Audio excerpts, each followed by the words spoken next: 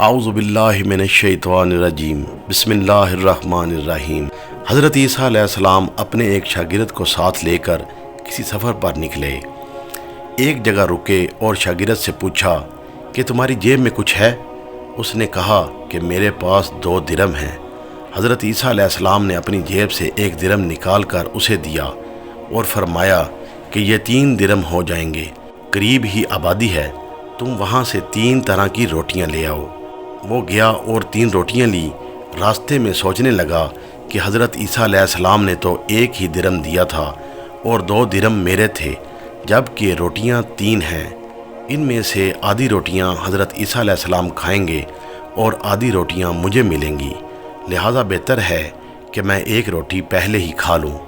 چنانچہ اس نے راستے میں 1 روٹی کھا لی اور 2 روٹیاں لے کر حضرت عیسیٰ علیہ السلام کے پاس پہنچا۔ آپ نے 1 روٹی کھا لی اور اس سے پوچھا کہ 3 درم کی کتنی روٹیاں ملی تھیں؟ اس نے کہا کہ 2 روٹیاں ملی تھیں، 1 آپ نے کھائی اور 1 میں نے کھا لی۔ حضرت عیسیٰ علیہ السلام وہاں سے روانہ ہوئے۔ راستے میں ایک دریا آیا۔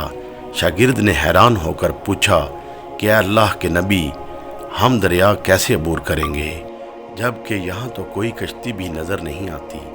حضرت عیسیٰ علیہ السلام نے فرمایا کہ گھبراؤ مت، میں آگے چلوں گا، تو میرا دامن پکڑ کر میرے پیچھے چلے آنا، خدا نے چاہا تو ہم دریا کو عبور کر لیں گے۔ چنانچہ حضرت عیسیٰ علیہ السلام نے دریا میں قدم رکھا اور شاگرد نے بھی ان کا دامن تھام لیا۔ خدا کے حکم سے آپ نے دریا کو اس طرح پار کر لیا کہ آپ کے پاؤں بھی گیلے نہ ہوئے۔ شاگرد نے یہ دیکھ کر کہا، میری ہزاروں جانیں آپ پر قربان، آپ جیسا صاحب اعجاز نبی تو پہلے مبعوث ہی نہیں ہوا۔ آپ نے فرمایا کہ یہ معجزہ دیکھ کر تمہارے ایمان میں کچھ اضافہ ہوا؟ اس نے کہا کہ جی ہاں، میرا ایمان نور سے بھر گیا۔ پھر آپ علیہ السلام نے فرمایا کہ اگر تمہارا دل نورانی ہو چکا ہے تو بتاؤ پھر روٹیاں کتنی تھیں؟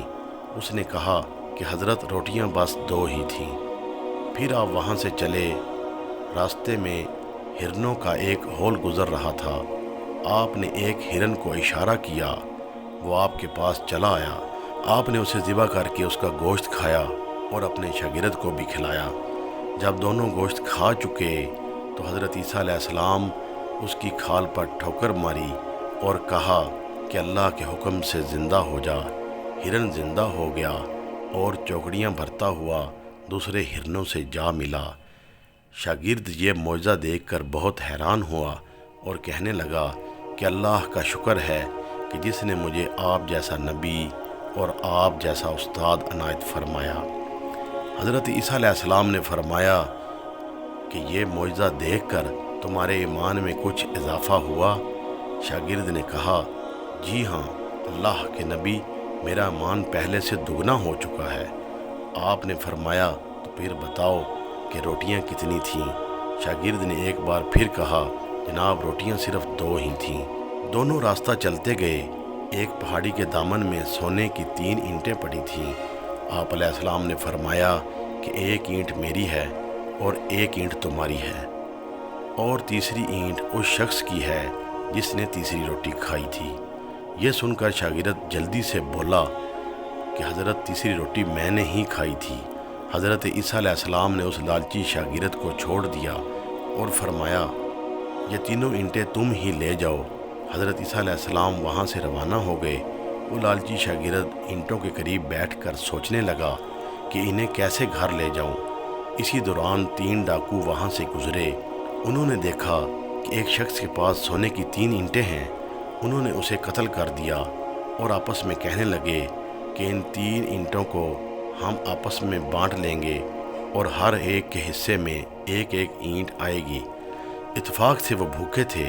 انہوں نے ایک ساتھی کو پیسے دیے اور کہا کہ شہر قریب ہے، تم وہاں سے روٹیاں لے آؤ، اس کے بعد ہم اپنا اپنا حصہ اٹھا لیں گے۔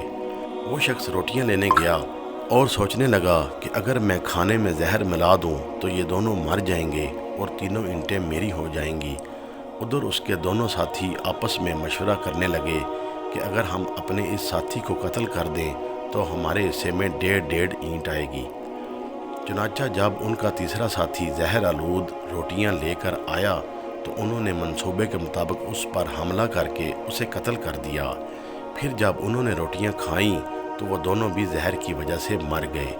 वापसी पर हज़रत ईसा अलैहिस्सलाम वहाँ से गुज़रे तो देखा कि तीनों ईंटें वहाँ पर वैसे की वैसी पड़ी हैं, जबकि उसके पास 4 लाशें पड़ी हुई हैं।